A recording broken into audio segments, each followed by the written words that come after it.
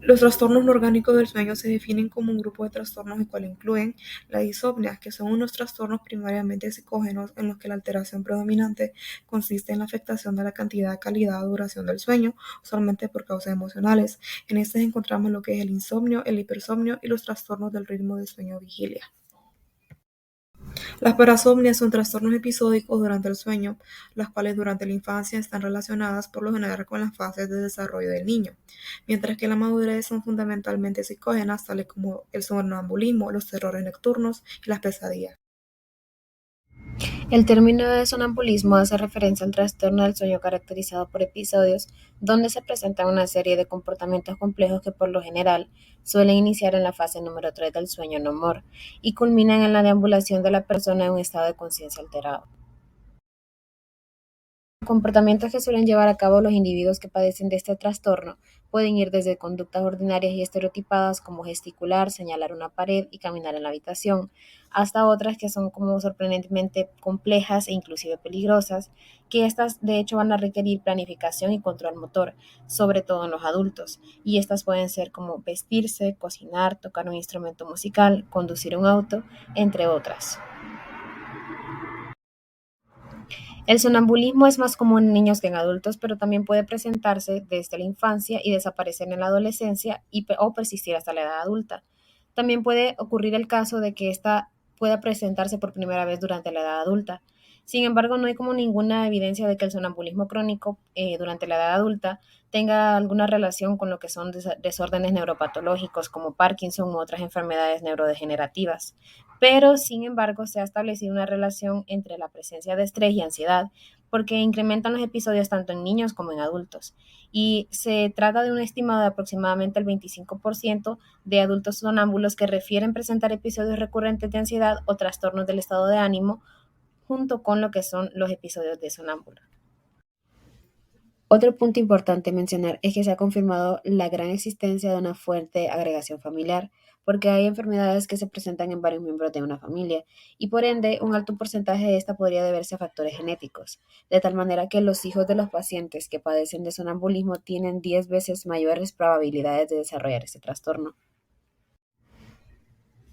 El impacto de este trastorno se hace evidente principalmente en la edad adulta, porque el sujeto se puede exponer a situaciones riesgosas por salir corriendo hacia paredes y muebles y tratar de escapar de amenazas imaginarias, lo que deja en la destrucción de bienes y lesiones graves en el paciente, al compañero de cama o a otros.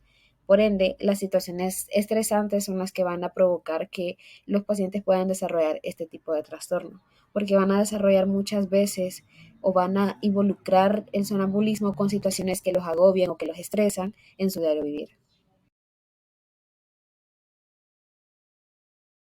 Es un estado caracterizado por una cantidad o calidad del sueño no satisfactorias que persiste durante un considerable periodo de tiempo. A la hora de acostarse, los enfermos con insomnio cuentan que se sienten tensos, ansiosos, preocupados o deprimidos, y como que si carecieran de control sobre sus propios pensamientos. Para realizar un diagnóstico se necesita de los siguientes criterios. En primer lugar, una excesiva somnolencia o presencia de ataques de sueños diurnos no justificables por una cantidad inadecuada de sueño, o bien un periodo de transición prolongado hasta el estado de vigilia completa tras el despertar. B. Este trastorno del sueño debe presentarse diariamente por lo menos durante un mes o durante periodos recurrentes de duración más corta y causa molestias intensas o que interfiere con las actividades de la vida cotidiana. Dentro de los últimos criterios está el C, donde dice que debe haber una ausencia de síntomas secundarios a la narcolepsia, tales como la cataplegia, parálisis del sueño o alucinaciones hipnagógicas. También debe estar ausentes clínica de la apnea del sueño, tales como interrupciones de la respiración nocturna o ronquidos intermitentes característicos.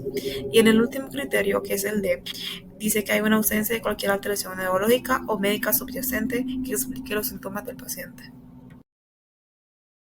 Las pesadillas se definen por ser una experiencia onírica cargada de ansiedad o de miedo. Los que padecen de las pesadillas tienden a tener un recuerdo muy detallado del contenido del sueño.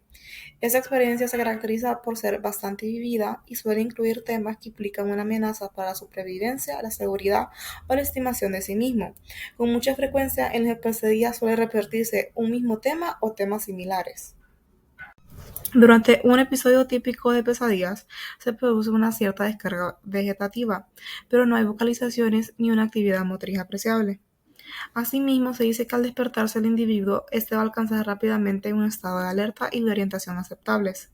También su comunicación con los demás va a ser adecuada y por lo general puede proporcionar gran cantidad de detalles sobre la experiencia del sueño, tanto inmediatamente después de haberse despertado como ser a la mañana siguiente del sueño. A diferencia de las creencias comunes, en los niños no suelen existir trastornos psicológicos asociados a las pesadillas, dado que cuando se presentan a estas edades tienen normalmente relación con fases específicas del desarrollo emocional. Por el contrario, en el caso de los adultos con pesadillas, estos sí suelen presentar alteraciones psicológicas importantes, normalmente en forma de trastornos de la personalidad. Además, también el consumo de ciertas sustancias psicotropas, tales como la reserpina, tioridazina, antidepresivos tricíclicos y benzodiazepinas, pueden contribuir a la aparición de pesadillas.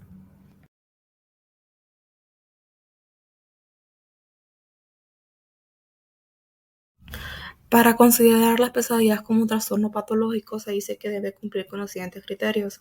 En primer lugar, que se produzcan de forma prolongada y repetida, que sean sumamente disfóricos y que se recuerden muy bien. Por lo general implican esfuerzos para evitar amenazas contra la vida, la seguridad o la integridad física y se acostumbra a suceder durante la segunda mitad del sueño principal. El criterio B dice que al despertar de los sueños disfóricos, el individuo rápidamente se va a orientar y va a estar alerta. Criterio C, la alteración del sueño suele causar malestar clínicamente significativo, o sea, un deterioro en lo social, laboral o en otras áreas importantes del funcionamiento. En el criterio D, se menciona que las pesadillas no se pueden atribuir al efecto fisiológico de una sustancia, por ejemplo, alguna droga o medicamento. Y por último, tenemos que en el criterio E, este dice que la coexistencia de trastornos mentales y médicos no explica adecuadamente la presencia predominante de los sueños disfóricos.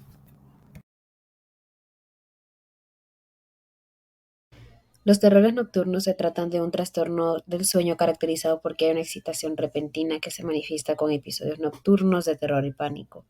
Estos episodios pueden estar acompañados de movimientos bruscos, que pueden ser, por ejemplo, sentarse bruscamente en la cama, también de miedo intenso, gritos penetrantes e intensa activación automática, que se traduce como el incremento de la frecuencia cardíaca, el incremento de la frecuencia respiratoria, la sudoración, rubor facial y el aumento del diámetro de las pupilas.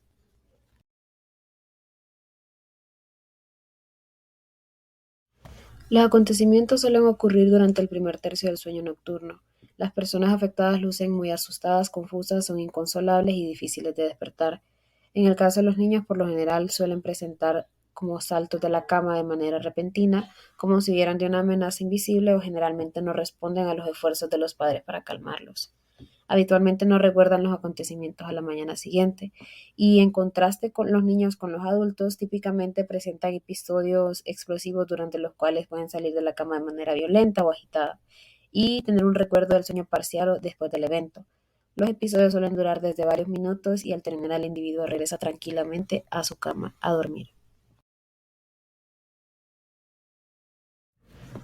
Existe una fuerte predisposición genética al igual que en el sonambulismo.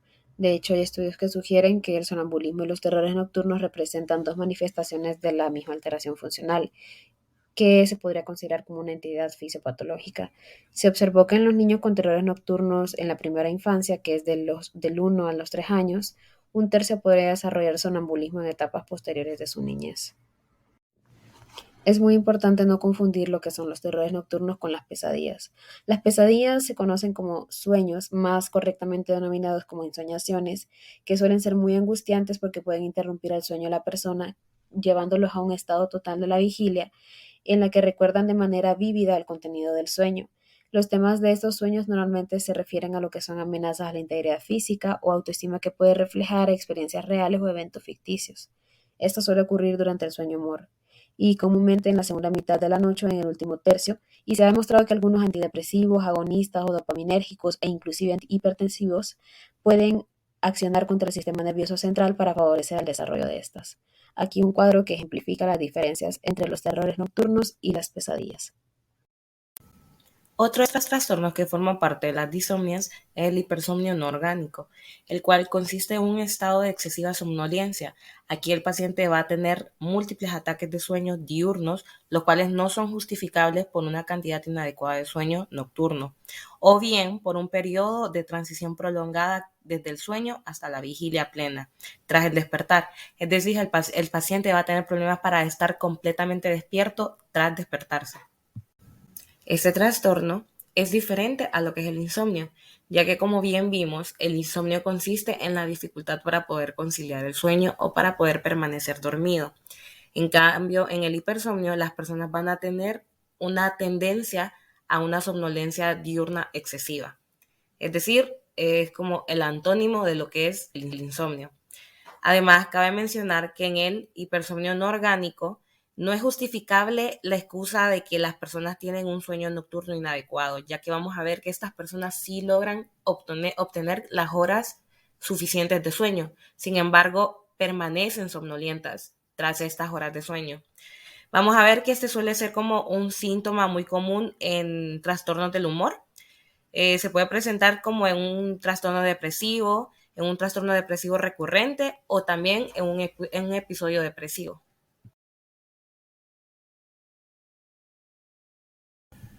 Algunos pacientes son capaces de establecer por sí mismos la relación que existe entre su predisposición a quedarse dormidos en momentos poco adecuados y ciertas experiencias cotidianas poco agradables.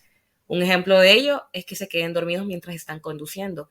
Ya esto va a representar un riesgo no solo para sí mismos, sino que también para las otras personas.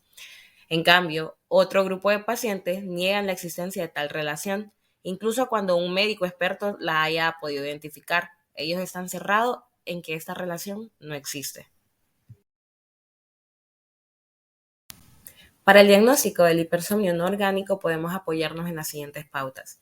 Primero que nada, que exista una excesiva somnolencia en el paciente o que presente ataques de sueño diurnos no justificables por una cantidad inadecuada de sueño, o bien un periodo de transición prolongado hasta el estado de vigilia completo tras el despertar. Secundariamente, es que tenga una presentación diaria, al menos durante un mes, o también que tenga periodos recurrentes de duración más corta. Asimismo, que cause molestias intensas y que ya comience a interferir con las actividades de la vida cotidiana del paciente. Continuamos con el último trastorno de la clasificación de las disomnias de los trastornos no orgánicos del sueño, el cual es el trastorno no orgánico del ciclo sueño-vigilia, el cual consiste en una asincronización entre el ritmo de sueño-vigilia individual, es decir, del paciente, con el deseable en el entorno en el que desenvuelve este mismo, lo que le va a ocasionar una queja constante de insomnio nocturno o de sueño durante el día. ¿Cuál es la causa de este trastorno? Como bien vemos, este trastorno puede tener una causa psicógena o bien presumiblemente orgánica, pero esto va a depender del peso relativo de uno u otro tipo de factores condicionantes en la vida del paciente. Entre los factores psicógenos podemos mencionar cualquier tipo de trastorno de la personalidad o trastorno del humor. Y entre los factores orgánicos puede bien ser un simple cambio en el horario de trabajo de una persona, un viaje que se presente con el fenómeno de jet lag o el estrés constante y excesivo en la vida de un individuo. A continuación podemos ver cómo funciona el ciclo circadiano. Es gracias a los rayos de luz que pasan a través de la vía óptica y llegan en primera instancia a los núcleos supraquiasmáticos, luego pasan al ganglio cervical superior y por último a la glándula pineal, inhibiendo así la secreción de melatonina. Y para la estimulación es todo lo contrario. Para poder llegar al diagnóstico del trastorno no orgánico del ciclo sueño-vigilia, nos podemos apoyar en las siguientes tres pautas. Primero que nada, vamos a ver que el patrón de sueño-vigilia del individuo va a estar alterado y va a presentar una asincronización con el horario de sueño-vigilia deseado, con el de sus necesidades sociales y con el de las demás personas con las que comparte su entorno. Siguientemente vamos a ver que a consecuencia de este trastorno, el paciente va a comenzar a experimentar casi todos los días, al menos durante el mes previo o de manera recurrente, periodos más cortos, insomnios a lo largo de la mayor parte del periodo de sueño y durante la vigilia va a presentar sueño. Y por último vamos a ver que la cantidad, la calidad y el ritmo no satisfactorio, los periodos de sueño van a causar un gran malestar y van a comenzar a interferir con las actividades de la vida cotidiana del paciente.